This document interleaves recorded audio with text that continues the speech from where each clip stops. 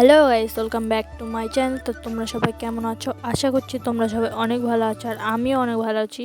তো তোমরা ভাবছো রেডি সেডি হয়ে কোথায় যাচ্ছি? আমি যাচ্ছি হচ্ছে এক্সো মেলাতে।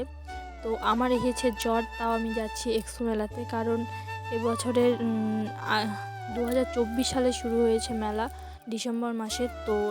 তো আমি যাচ্ছি 2025-এ জানুয়ারি মাসে। 1 মাস হয়ে গেল, আমার যাওয়া হচ্ছিল না। তো ওই জন্য বাবা বললো যে চল আজকে যাবি নাকি। তো আমি জ্বরের মধ্যেও চলে গিয়েছিলাম এক্সো মেলাতে। তো দেখতেই পাচ্ছ, বলতে বলতে চলে আসি এক্সো মেলাতে। আমার বাবা গেছে হচ্ছে টিকিট কাটতে। তো টিকিট প্রাইস ছিল হচ্ছে 10 টাকা।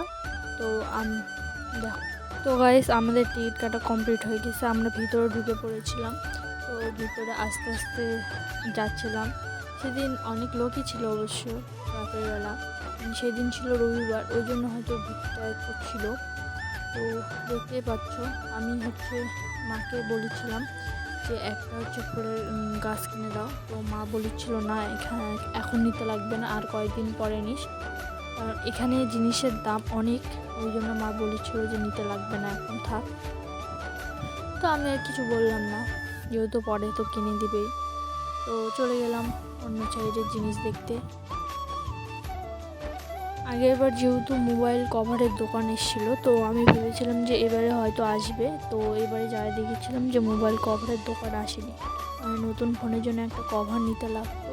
তো সেদিন মানে দোকান তো বসেনি। তারপরে বাইরে যে দোকানগুলো ছিল ওই দোকানে গেলাম রবিবারের জন্য। ওই দোকানগুলো বন্ধ ছিল, তো কেনা হয়নি, কভার কেনা হয়নি। তো মেলাতে এসে জামার যেহেতু দোকান বসেছিল, তো ওখান থেকে আমার একটা জামা পছন্দ হয়েছিল, কিন্তু দাম অনেক চাচ্ছিলো, ওই জন্য নেওয়া হয়নি।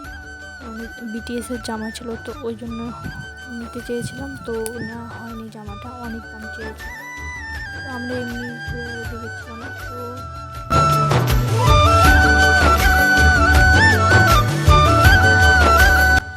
এখানে এবার অনেক রাইড এসেছিলো, তো আমি তো রাইডে চড়ি না, যেহেতু ফার্স্ট টাইম যে বললাম মেলাতে, শুধু মেলাতে গিয়ে নাগরদোলায় উঠেছিলাম। তো অনেক ভয় পেয়েছিলাম। তো অন্য মানে ইয়েতে চড়ি না রাইডে, আর রাইড গিয়ে তো আমার ভালো লাগে না।